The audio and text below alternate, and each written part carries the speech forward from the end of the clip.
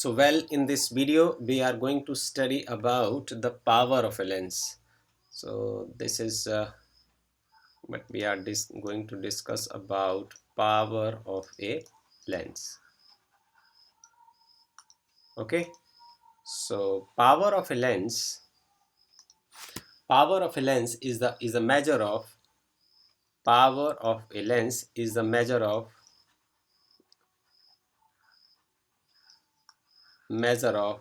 convergence of a lens, ability to convergence of a lens.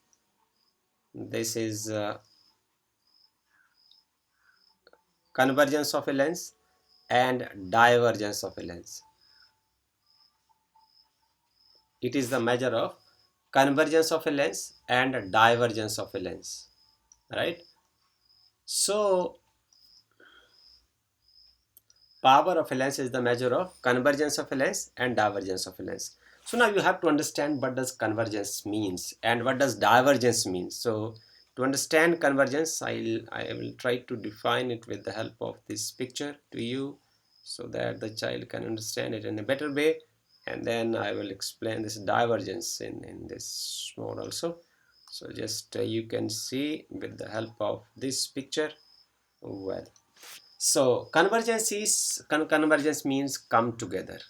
Convergence means come together from different direction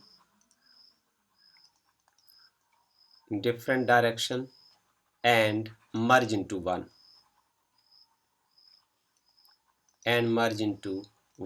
So this is called convergence. Then what is divergence? Branch out from a common point. Divergence means branch out. Divergence means branch out from a common point. Branch out from a common point. So you will understand the meaning and difference between the convergence and divergence. So I hope that I will be able to explain it in a more better way with another example. Now, wait for some time. I would like to add some image to you to understand this convergence and divergence in a nice way. So this is the example of convergence. So see here, this is a converging lens, right? So this is a converging lens. This is the example of convergence. I'm going to add one more image to you, and then I will explain the divergence also. So with the help of this diagram, this is the diagram to understand the divergence. Convergence means, now see here, stick here to understand it.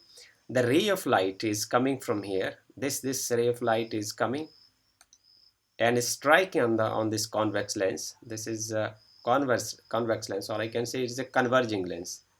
This is a convex lens, and this diverging lens is concave lens. This is a concave lens which is thick from the sides and thin from the middle.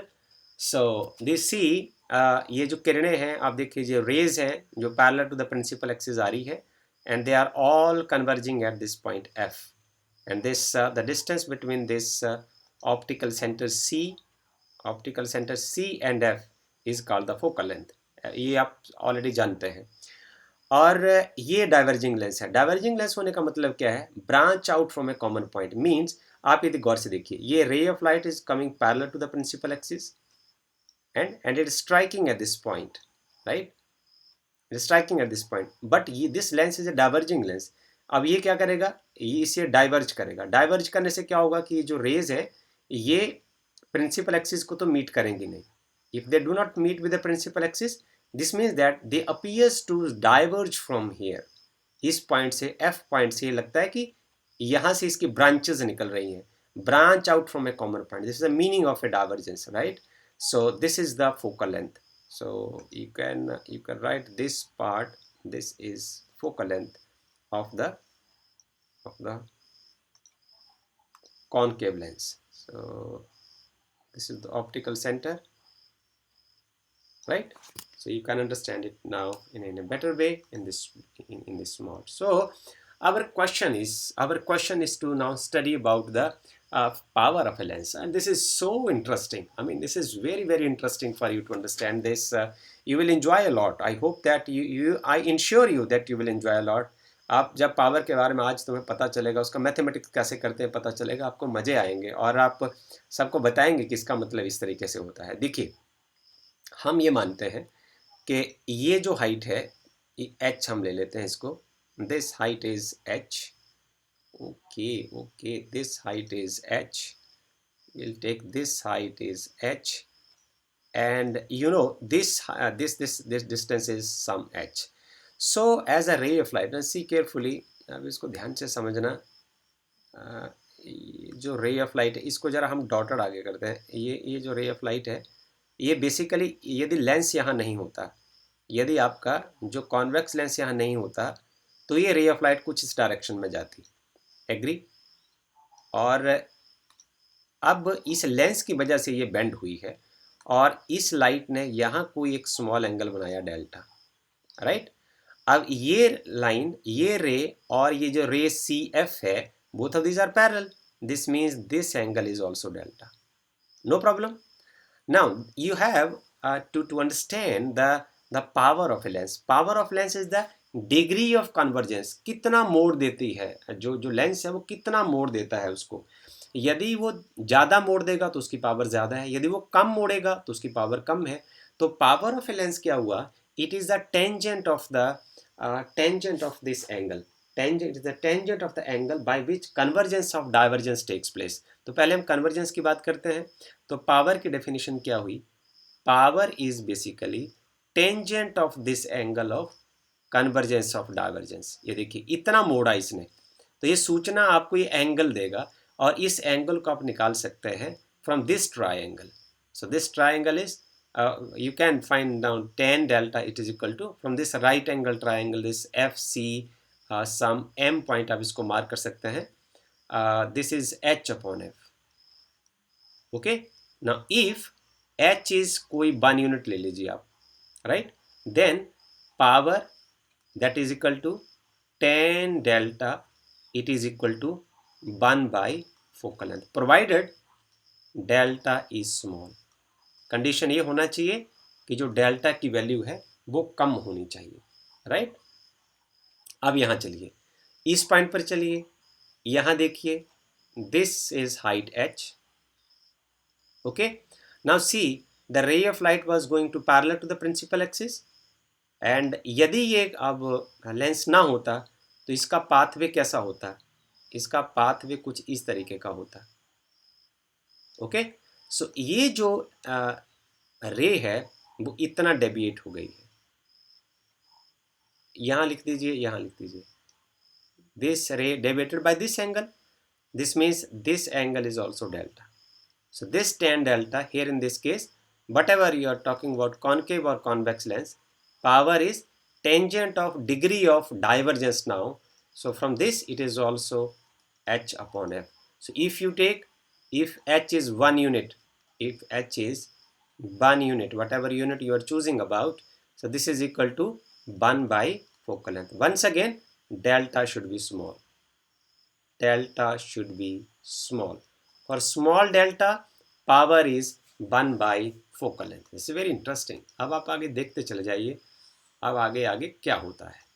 Okay, see here. अब हम sign convention इस्तेमाल करते हैं, commonly आपको पता चल जाएगा. देखिए, जो डिस्टेंसेस हैं वो सारे ऑप्टिकल सेंटर से मापे जाएंगे, और यदि डायरेक्शन ऑफ इंसिडेंट लाइट में यदि आप डिस्टेंस को मापते हैं तो वो जो सिंबल है वो उस क्वांटिटी का पॉजिटिव आएगा, उस डिस्टेंस का सिंबल जो है पॉजिटिव आएगा. यदि अगेंस्ट इंसिडेंट लाइट मापा जाएगा तो वो नेगेटिव आएगा. अब देखिए, आप कॉन्वेक्स लेंस में देखिए, फोकल लेंथ क्या होगा? पॉजिटिव होगा. हियर, यहाँ देखिए, here focal length is positive, कोई समस्या नहीं. This means power of the convex lens is always positive. तो कॉन्वेक्स लेंस की जो पावर होगी वो हमेशा पॉजिटिव होगी, क्योंकि उसकी जो फोकल लेंथ होगी वो पॉजिटिव होगी. यहाँ देखिए, इस फोकल लेंथ को यदि आप ऑप्टिकल सेंटर से मापेंगे तो ये नेगेटिव आएगा. This means here here here f is negative. If f is negative, then power of the concave lens is always negative. power of the concave lens is always negative. Okay, this is very interesting part. अब हम कुछ आपके साथ example करते हैं. Example करने से आपको समझ आ जाएगा कि हम कैलकुलेट कैसे करेंगे, और यदि आप एक ऑप्टिशियन के पास जाते हैं तो आपको क्या समझ आता है यदि वो कुछ अपनी भाषा में आपसे बात करते हैं. इसका उदाहरण हम आपके साथ करते हैं. देखिए, फिर दोबारा इमेज हम ऐड करते हैं ताकि आपको आसानी रहे समझने में, आपको कोई कन्फ्यूज़न नहीं रहना चाहिए. ये इमेज हम एग्जाम्पल के लिए यहाँ ले आते हैं, और जो दूसरा इमेज है उसको हम यहाँ ले आते हैं.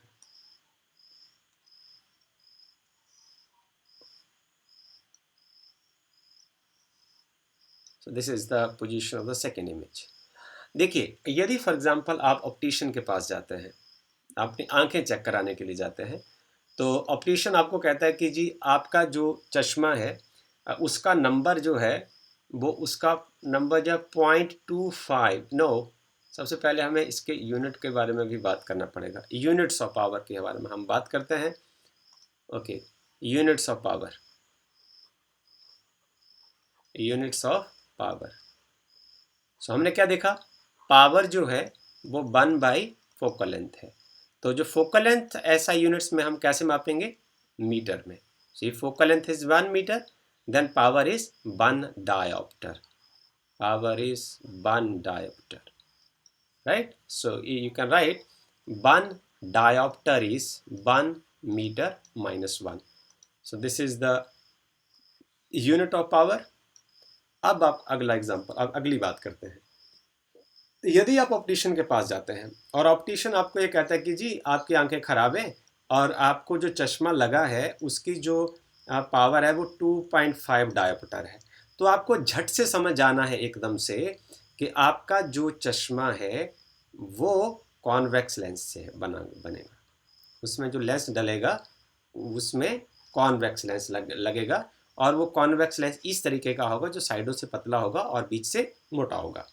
फिर आप यदि अब अंदाज़ा लगाएं कि उसकी फोकल लेंथ क्या होगी, तो आपको पता है इस फार्मूला से आप देखिए, पावर इज 1 / फोकल लेंथ. तो फोकल लेंथ कितनी हो जाएगी, उसकी फोकल लेंथ हो जाएगी 1/पावर. तो आप यहाँ पुट कर दें 1/2.5. इसका आप मैथमेटिक्स करें, इसका ये हो जाएगा 10/10. तो इसको आप डेसिमल को यदि हटाएंगे तो ये हो जाएगा 1/25 गुना ये 100 हो जाएगा, डिवाइड बाई 10. 25 चौका 100, तो ये आ जाएगा 0.4 मीटर.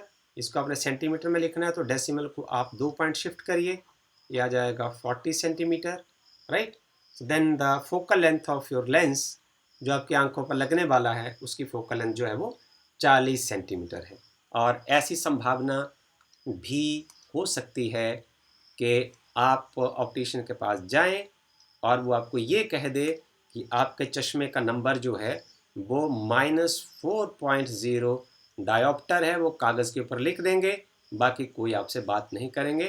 फिर वो ये कहेंगे कि आप मूर्ति सर से पूछो कि इसकी फोकल लेंथ कितनी होगी. तो कोई समस्या नहीं है, आप इसका मतलब आप अंदाज़ा लगा लेंगे खुद अपनी फिज़िक्स के नॉलेज से कि ये जो लेंस होगा वो लगने वाला जो है आपको वो कॉनकेव लेंस है, और उसकी शेप ऐसी होगी कि वो बीच में से पतला होगा और साइडों से मोटा होगा.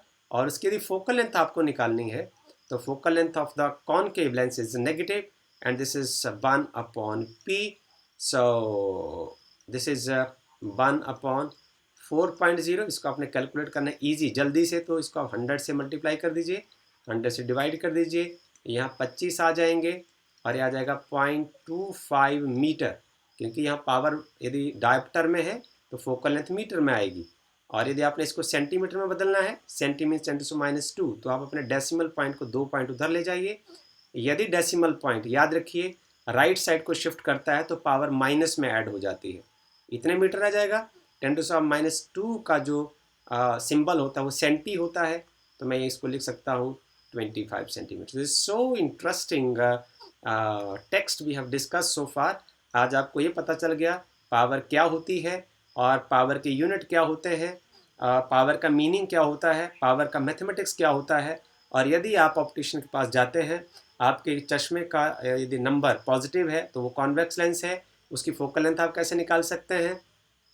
यदि आपके चश्मे का नंबर नेगेटिव है तो उसका मतलब आपको कौन सा चश्मा लगा है और उसकी शेप कैसी है उसको आप आइडेंटिफाई कर सकते हैं और आप उसकी फोकल लेंथ भी निकाल सकते हैं। सो मैं उम्मीद करता हूँ कि आपको ये जो टेक्स्ट है और इसका मैथमेटिक्स है बड़े अच्छे तरीके से समझ आया होगा। इससे भी अच्छे तरीके से यदि आप करना चाहते हैं तो आप इसके साथ न्यूमेरिकल प्रॉब्लम्स जरूर करें। यदि कोई समस्या आती है तो कमेंट बॉक्स में लिखने से बिल्कुल हिचकिचाएं नहीं। Thank you. अब हम डिस्कस करेंगे आपके साथ न्यूमेरिकल प्रॉब्लम और उसके बाद फिर इस टेक्स्ट को जब तक पावर का टेक्स्ट चलता रहेगा will continue this video. In this video we will discuss about the example number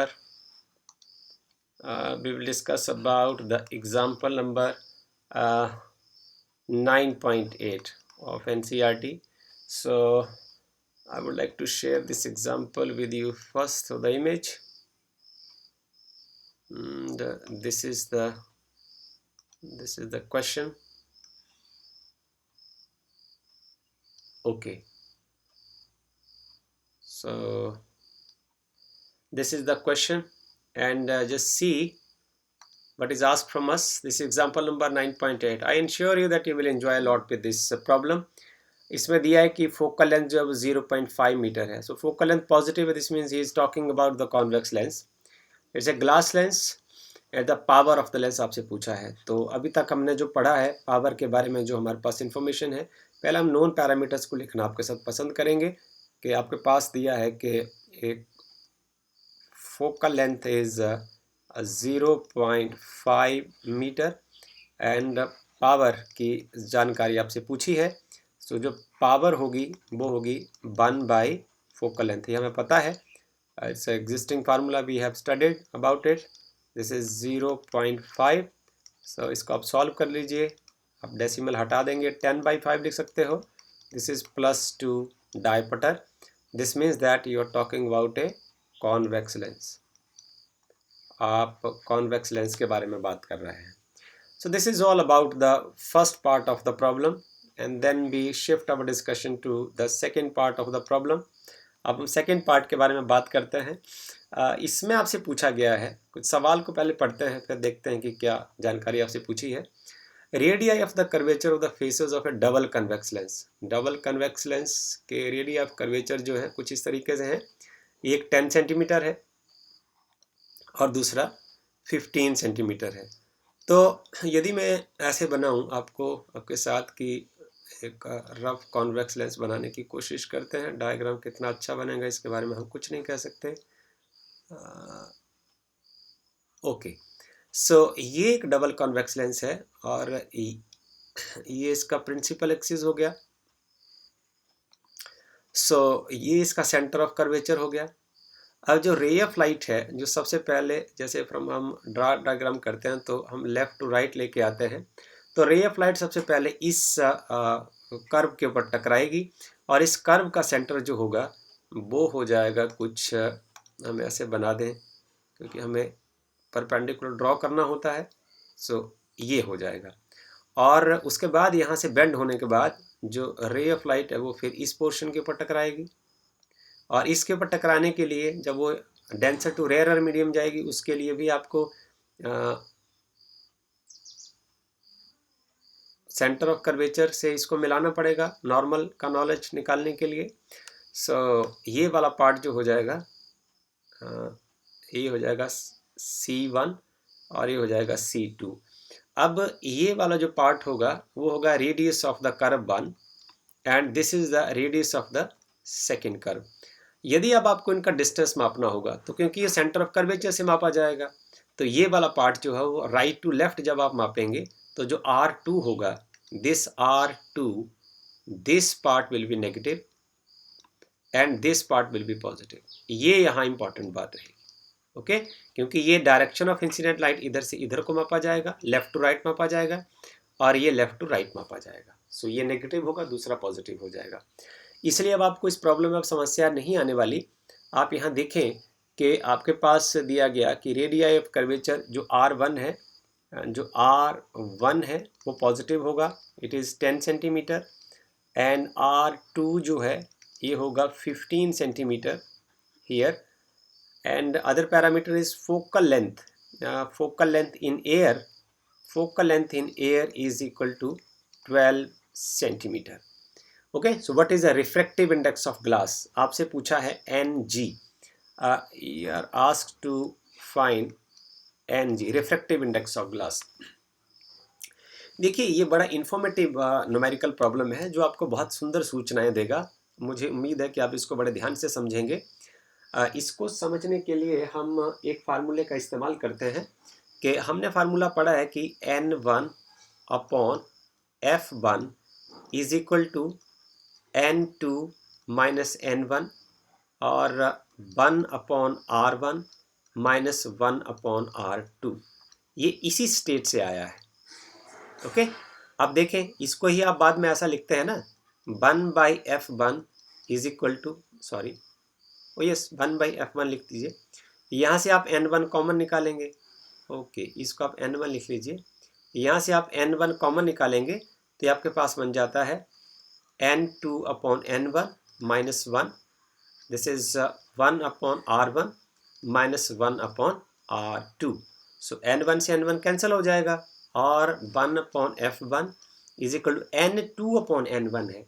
सो ये N2 का रिफ्रैक्टिव इंडेक्स है और N1 के रेफरेंस से है, तो इसको हम लिखते हैं N माइनस 1 और 1 by R1 minus 1 by R2. ये में वही फार्मूला है जिसको हमने ऑलरेडी पढ़ रखा है. उसको समझना कैसे, इसके लिए मैंने इसकी चर्चा की है. हम इसको कुछ अलग तरीके से इस्तेमाल करेंगे, इसको समझेंगे किस तरीके से, इसका मीनिंग क्या है, फिजिकल मीनिंग इसका क्या है. इसका मीनिंग ये है कि जैसे आपका लेंस यहाँ है तो यहाँ एयर है और यहाँ एयर है और ये ग्लास है. ठीक है, अब इसके अनुसार आपने इस फार्मूले को पहले रखना है. पहले हम इसका फर्स्ट पार्ट कर लेते हैं, उसके बाद आगे चलते हैं. यहाँ हमें सब कुछ इन्फॉर्मेशन दी हुई है. ये है हमारे पास N1 upon A, here N1 upon A, N1 upon F is equal to N glass minus air. ये ग्लास माइनस एयर है, ये N2 है, ये N1 है. इसको मैं एयर ही लिख दूँ तो ये आ जाएगा 1 अपॉन R1. मैंने इसको आगे इसी तरीके से इस्तेमाल करना है, इसलिए मैंने इसकी ऐसी शेप बना दी है. देखिए, refractive index of the air जो है वो हमेशा 1 होगा. ये वाला पार्ट 1 हो जाएगा. Refractive index of the glass का मतलब क्या होता है, रे ऑफ लाइट जो है वो एयर से ग्लास की ओर जा रही है, तो आप इसको लिखते हैं refractive index of the glass N2 upon N1, refractive index of the air. तो ये तो हमेशा 1 होगा, तो ये सिर्फ ऐसे ही रह जाएगा, रिफ्रैक्टिव इंडेक्स ऑफ ग्लास ही रह जाएगा. ओके, तो this is the refractive index of glass with respect to air होगा. तो ये आपसे यहाँ पूछा हुआ है. Ng का मतलब है with respect to air refractive index है, तो यहाँ हम लिखेंगे ये वाला पार्ट हो जाएगा 1 अपॉन F. ये रेयर मीडियम में होगा, focal length in air. This is equal to refractive index of the glass that is asked from you. Refractive index of the air is 1. ध्यान से देखते चले जाइए कितना आसान है.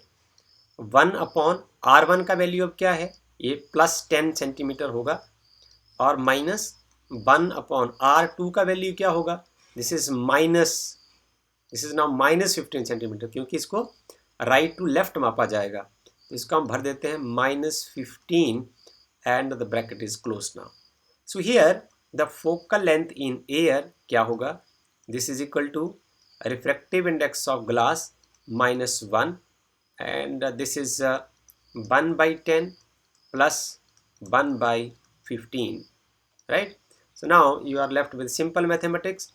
Focal length in air is given to you. This is 1 by 12 and this is a refractive index of glass with respect to air, and इसका आपका LCM आ जाएगा 30, यहाँ 2, यहाँ 3, यहाँ 2, तो 3 और 2 5 एंड यहाँ आएंगे 6 और ये 12. So you are left with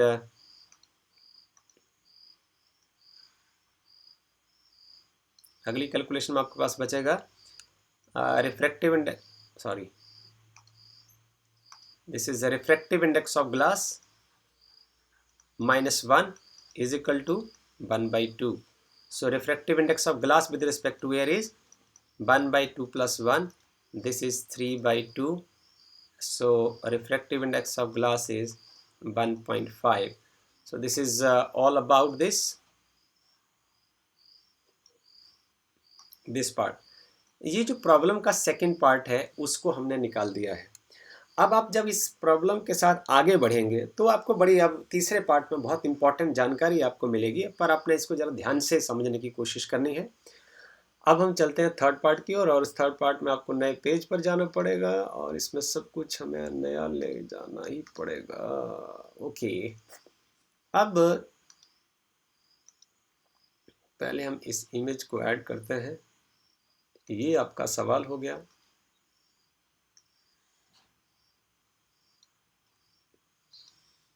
अब इस सवाल का जो थर्ड पार्ट है अब हम उसको डिस्कस करते हैं। अब अलग तीसरे पार्ट में यहाँ से आप बहुत नया सीखेंगे।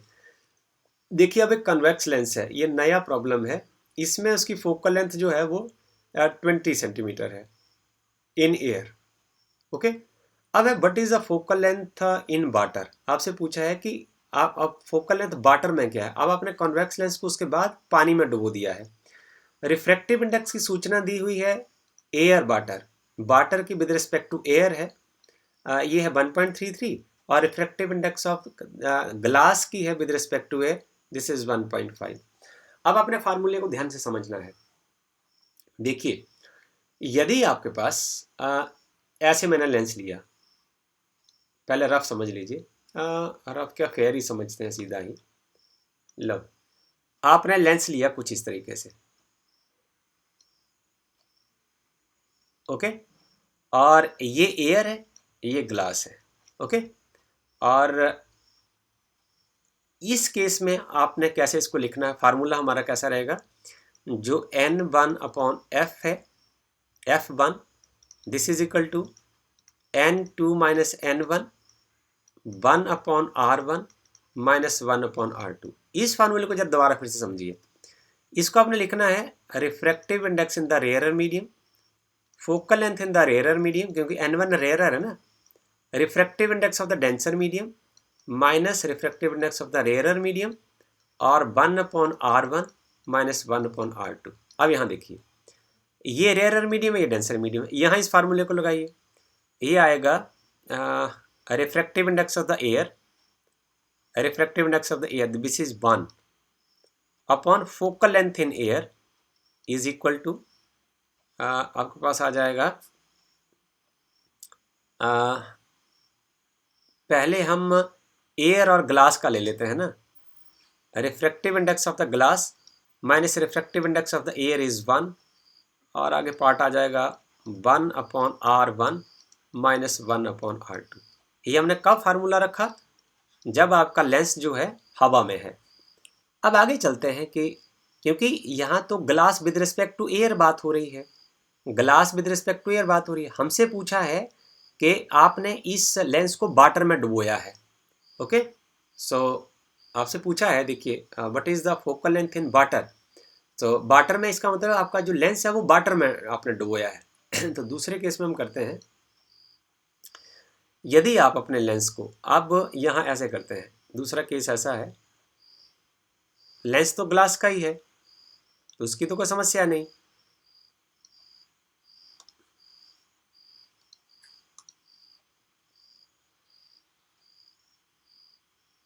देखिए, ये तो ग्लास ही है। अब मान लो इसको आपने पानी में डुबो दिया है, तो ये वाला मीडियम जो है अब रेयरर हो जाएगा और ये वाला पार्ट जो है वो डेंसर हो जाएगा। इसी फार्मूले को दोबारा फिर से लगाइए, ये जाएगा रिफ्रैक्टिव इंडेक्स, ये आपके पास आ जाएगा NW बटा, या लिक्विड रख देते हैं हम, वाटर, चलो, फोकल लेंथ इन वाटर। ये देखिए, फिर यही पूछा है आपसे, focal length in water is equal to denser medium क्या आ जाएगा, refractive index in glass minus refractive index in water, आगे आपके पास आ जाएगा 1/R1 माइनस 1/R2। अब आपको शायद ये बात समझ आ गई होगी। हम इसी फार्मूले का किस तरीके से इस्तेमाल कर रहे हैं इसको समझने की कोशिश करनी है आपने। हम ऐसा करते हैं, इक्वेशन नंबर 1 को हम इक्वेशन नंबर 2 से डिवाइड कर देते हैं। तो जब आप इक्वेशन नंबर 1 को 2 से डिवाइड करेंगे तो ये वाला पार्ट जो कॉमन है दोनों में, और ये वाला पार्ट कैंसिल हो जाएगा। तो आपके पास क्या बचेगा, इक्वेशन नंबर 1 को पहले न्यूमरेटर में लिख लीजिए, रिफ्रैक्टिव इंडेक्स इन एयर बटा फोकल लेंथ इन एयर, ये डिनोमिनेटर में आएगा। रिफ्रैक्टिव इंडेक्स इन वाटर बटा focal length in water is equal to, अब ये वाला पार्ट आ जाएगा सबसे पहले न्यूमरेटर में, refractive index of glass minus refractive index of air that is 1 divided by, नीचे वाला पार्ट यहाँ से आएगा refractive index of glass minus refractive index of water. ये दोनों पार्ट एक दूसरे से कैंसिल हो जाएंगे, लिखने का ज़रूरत नहीं। और इसको आप फिर जितनी मर्जी प्रॉब्लम चाहें उसमें आप इस कंसेप्ट को इस्तेमाल कर सकते हैं। ये बड़े मज़ेदार न्यूमेरिकल प्रॉब्लम है जो आपको दिमाग को काफ़ी खोलेगा। अब रिफ्रैक्टिव इंडेक्स ऑफ एयर को लिखने का ज़रूरत नहीं क्योंकि ये 1 होता है। तो और अब आपसे पूछा है, सवाल में आपसे पूछा है कि आप निकालिए फोकल लेंथ इन वाटर, ये आपके लिए अब अननोन पैरामीटर है, इसको निकालना तो बाकियों को परे ले जाइए।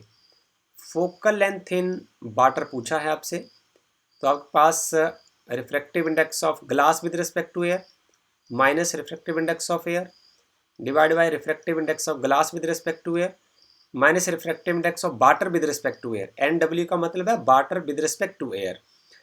और ये पैरामीटर पर ले जाइए, इसको ले जाने की ज़रूरत नहीं है क्योंकि refractive index of the air 1 होता है। तो गुणा हो जाएगा refractive index of the water with respect to air into focal length of the lens in air. So now see all parameters are now given to you. हमने निकालना है focal length in water, निकालना है refractive index of glass with respect to air, refractive index of glass with respect to air, this is 1.5, this is given to you. Next part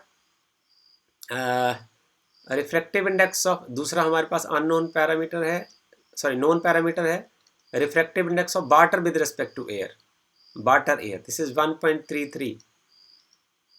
So water with respect to air 1.33 and focal length in air, and focal length in air is also given to you, that is 20 centimeter. अब आप अंदाजा लगा लीजिए कि सवाल कितना आसान है। सो NCERT ने थोड़ा सा इसको अलग तरीके से किया है, आपको इजी बनाने के लिए मैंने इसको ऐसे कर दिया, नहीं तो हो सकता है आपको वहाँ से शायद समझ आने में मुश्किल होती मेरे ख्याल से। तो फोकल लेंथ इन वाटर अब क्या होगा, NG ये आ जाएगा आपके पास 1.5 माइनस 1, और यहाँ आ जाएगा refractive index of glass is now 1.5 minus refractive index of water is 1.3 and this is 1.33 and the focal length in air is, this is 20 centimeter, right? So now further we have to solve it.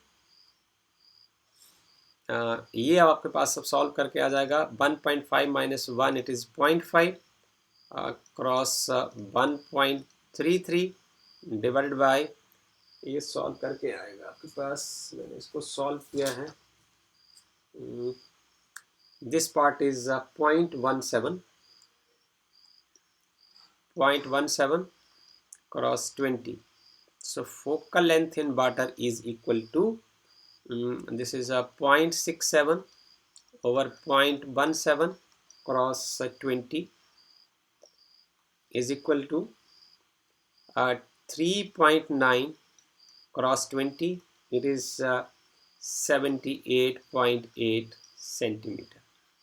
So this is the very interesting answer of the problem of the question. मुझे लगता है कि शायद आप इस सवाल को करने के बाद ना you can attempt a different kind of problem.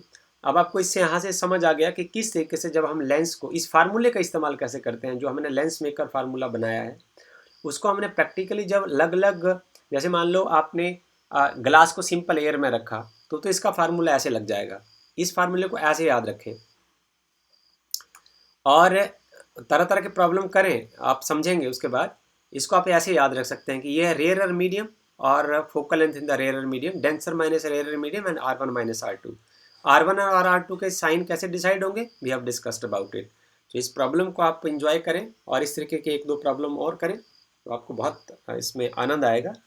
इसके साथ फिर हम आगे चलेंगे अब फोकल लेंथ ऑफ